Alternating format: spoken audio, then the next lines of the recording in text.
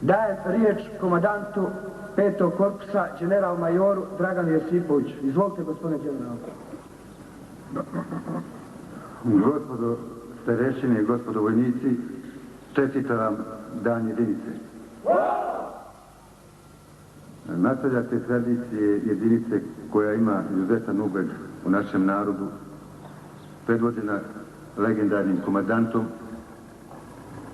i ovi gosti i ja koji su se okupili ovde su došli da vide dokle smo mi došli u ovom mirnom vremenu, da damo do znanja da smo spremni ukoliko pokušaju ponovo da uzmu Republiku Srpsku i da je naruše, šta ih čeka. Fino je vas je vidjeti u stroju.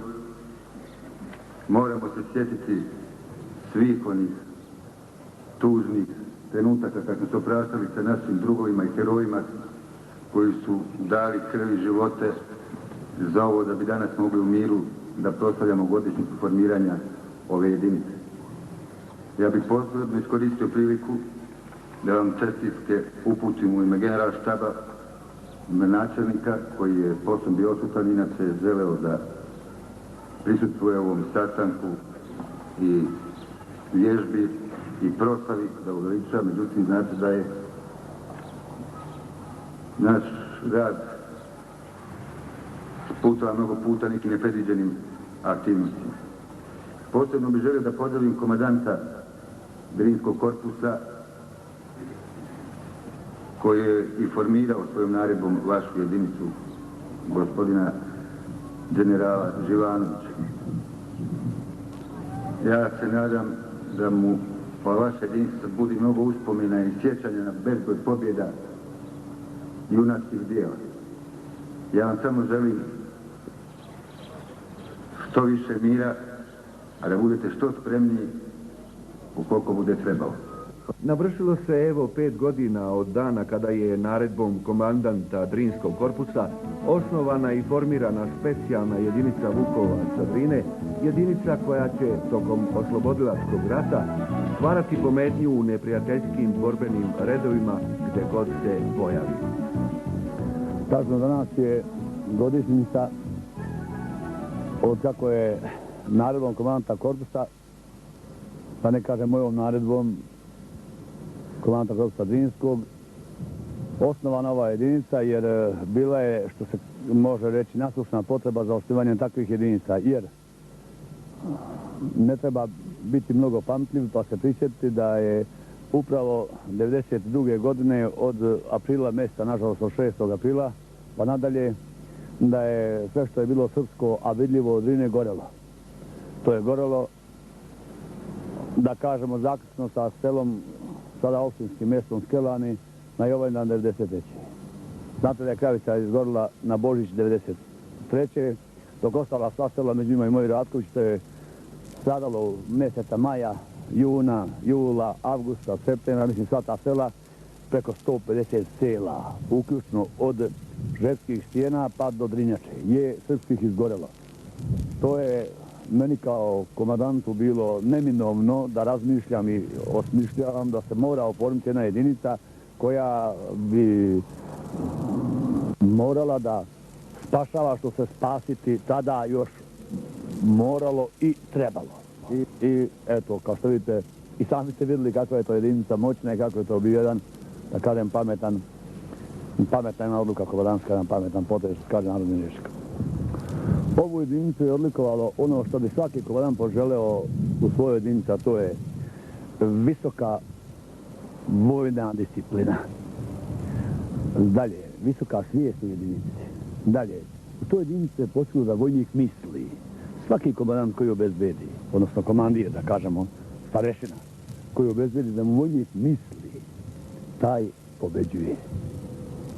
Tada on i lošije naoružanje čini ubojitijim, tada i lošiji položaj pripremi da mu je bolji, tada dremanje zamenjuje osmatranjem.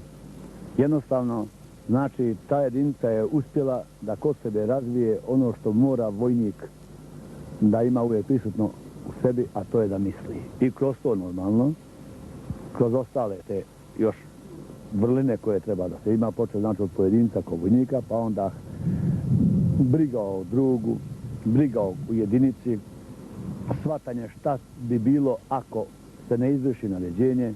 Ne mislim na neko ono najsuoparnije i neko kažnjanje, ne, već kakve su posle konsekvence zbog nekvalitetnog rada dotičnog pojedinca, šta bi drugi trpio. Tako da se izradila jedinica uistinu jednu moćnu jedinicu, imala je izuzetno veliku sreću što je starešinski kadar program da se samo takav poželiti može i normalno svakim danom je izgrađivano i došlo se do jedne moćne jedinice, jednog moćnog sastava pred kojim je bogami ustuknuo mnogi neprijatelji, mnogi. A ratni put drinskih vukova, iako poškropljen krvlju njihovih poginulih i ranjenih saboraca, bio je težak, trnoviti i preopasan, ali zato blistav i slavan. Na tom blistavom ratnom putu iza Vukova sa Drine ostale su mnogobrojne blistave ratne pobjede i fantastični vojnički uspesi. Mnoge kote, mnoga mesta i gradovi i mnoga sela širom Republike Srpske oslobođena su zahvaljujući herojskim borbama drinskih vukova. Po vojničkim osobinama i stečenim, ali i zasluženim atributima i superlativima, Vukovi sa Drine su na samom vrhu među najboljim, ako ne i najbolji, najhrabriji i najobučeniji borci vojske Republike Srpske.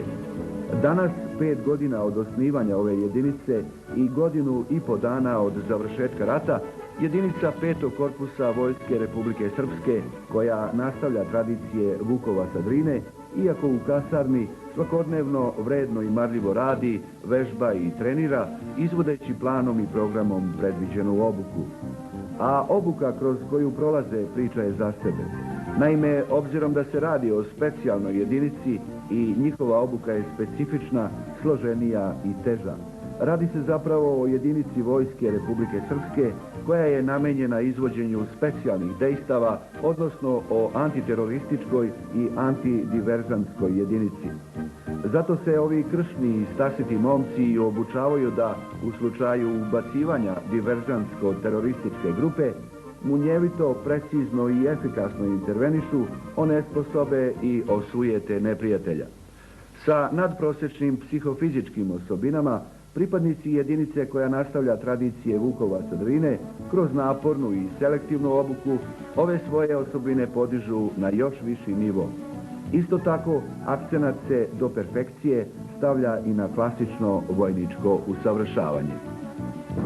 Majore Joloviću, evo danas povodom Dana Vojske Republike Srpske fascinantni i predivni prizori vežbe jedinice koja nastavlja praktično tradicije i borbeni put čuvenih Vukova sa Drine. Želim prvo da vas pitam kako se osjećate u ulozi komandanta ove nadaleko čuvene i proslavljene jedinice danas u ovo mirno vreme? Dobro ste rekli da je moja jedinica jedna od najelitnijih i najpopularnijih u Vojsci Republike Srpske. I ja upravo u ovo mirno vrijeme nastavljam tradiciju moje jedinice, znači